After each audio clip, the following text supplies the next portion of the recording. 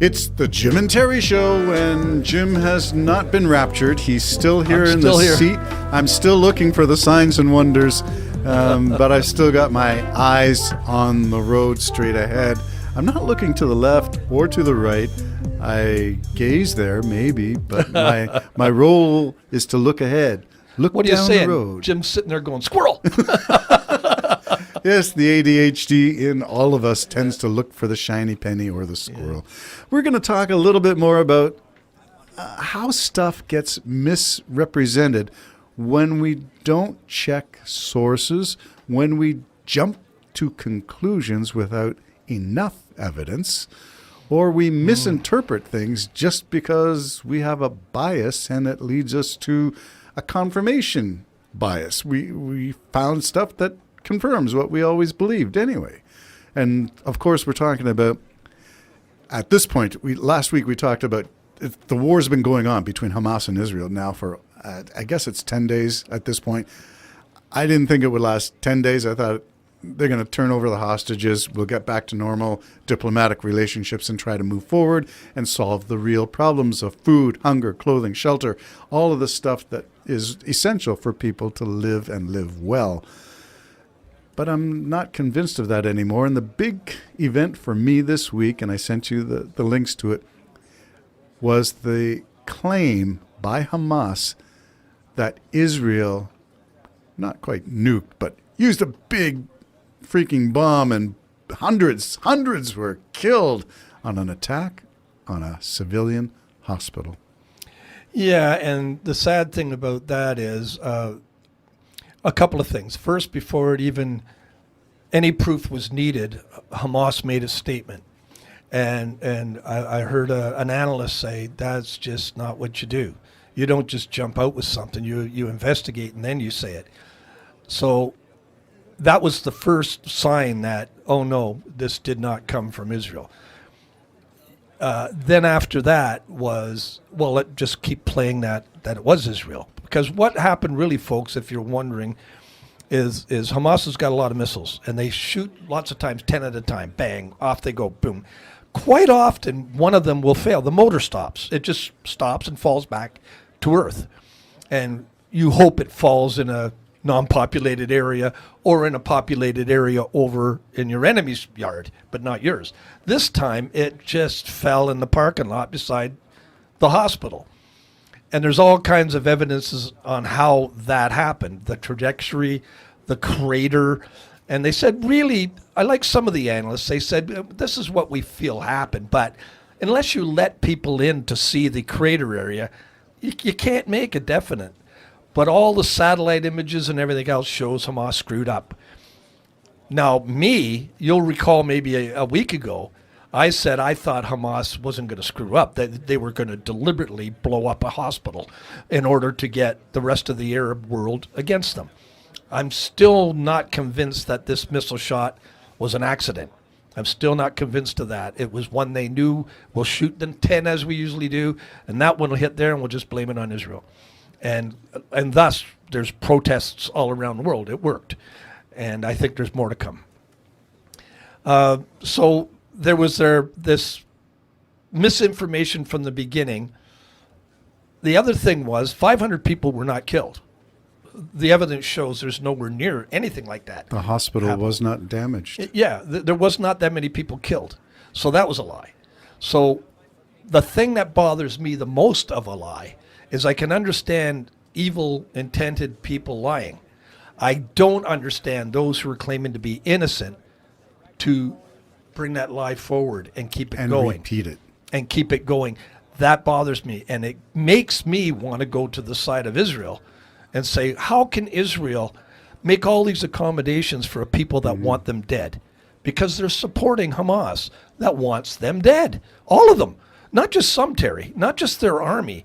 They want the nation gone. It's in their founding credo to eliminate. To eliminate them. And I think their saying is from river to sea, they want Israel gone. They want Palestine to be this whole thing.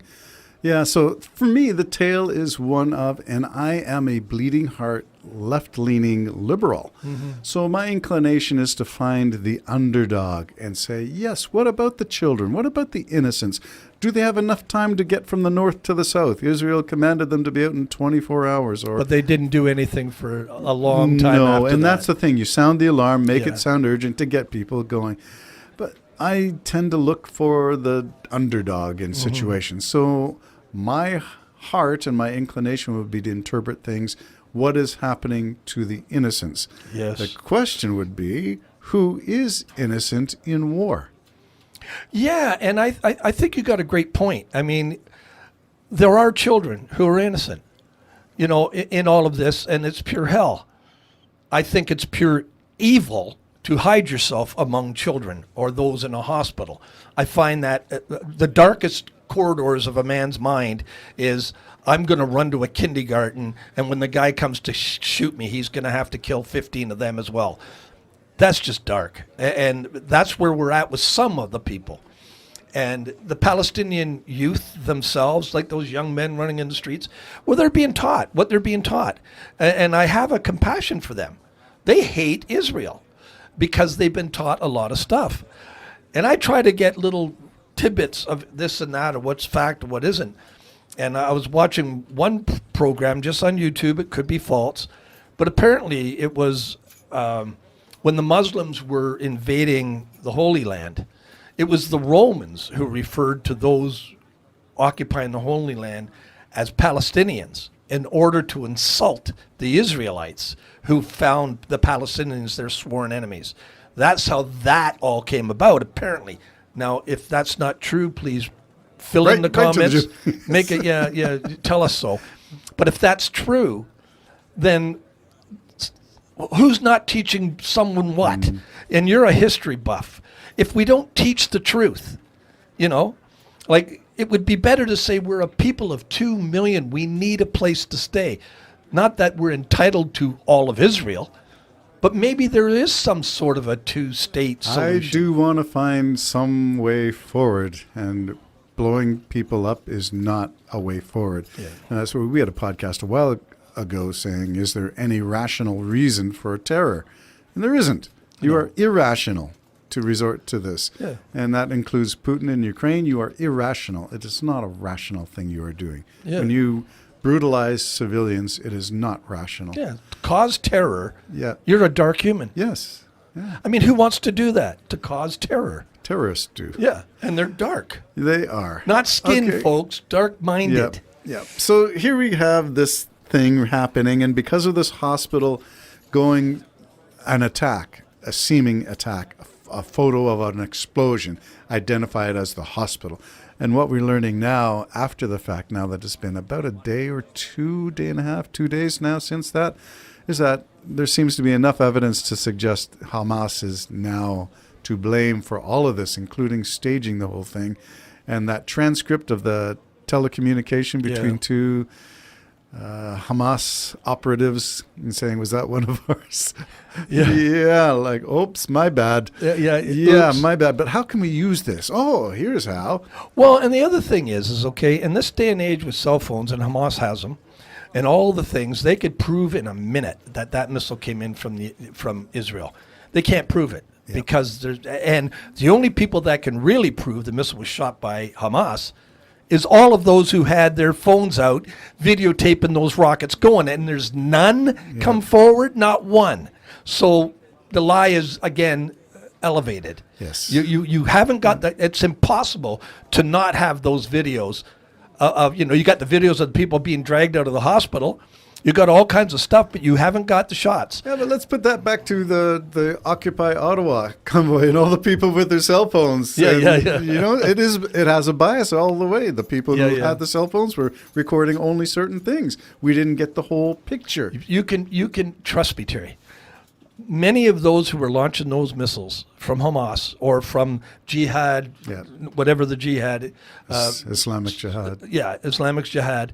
They had their cell phones out. This is a hoop-de-doo. We're going to go kill the people again. And they fired those out, and none of those videos have come forward. Nothing. No one had a phone. No one. No one had, right after the fact of what was going on in that parking lot, because they say the way in which the cars were burned shows it was not a missile coming from Israel. Yeah. Let's go on to take a look at the response. And I sent you a video this morning of Toronto. I think it was Yonge and Dundas. Don't quote me on that. But the video showed a platform, elevated platform with speakers and people chanting. And the streets looked pretty, a couple of hundred people maybe. But I thought, this is Toronto, and what are you celebrating? What are you saying, you people who are gathering like this? And if I was an Israeli or a Jew, would I feel safe in the city at this point? I'm not sure. Well, and you're right. I mean, to celebrate the death of innocents it's not a good look, as you would say. This just isn't a good look. So I don't think it furthers your cause by trying to cash in on such a disaster. And the one that I showed you in Toronto was the one after the hospital was claimed to have been blown up. So these are people with no information, or at that point, little information, who are choosing to believe what Hamas is saying. It was Israel who did this. So terrible criminals they are. Yeah, and don't take a breath. Organize quickly and get out there. Well, organize they did quickly. Yeah. And so who's organizing quickly? So what is it? Just one constant hate that's waiting to just be, okay, great opportunity. Let's get out in the streets. Great opportunity. And you're taking an opportunity on a lie. Yeah. I'm sorry, my Palestinian friends. I don't know if I know any Palestinians, but you get my point. I mean, it doesn't look good. Bad timing. And not when people, even in your own country, you don't want to just jump to that and celebrate it in a way in which, let's kill all. What's your message? Yeah. Let's kill a whole people. Do you really want that? And this is Toronto. You don't want to kill the Jews here. I'm going to throw out two ideas for you. One is that we're getting into the area of hyphenated Canadians, Palestinian Canadians, Israeli Canadians, or whoever you are. I'm not sure that we should have that anymore. The flag waving, I'm thinking if it's not a maple leaf, well, even that, maybe we just need to be friends. Give somebody a hug. Why would you want to stand together and protest hate? I'm not sure. Well, this country's supposed to be getting away from all those countries that have such hate. Yeah. So fly the Canadian flag, be Canadian. Yeah, be Canadian, eh?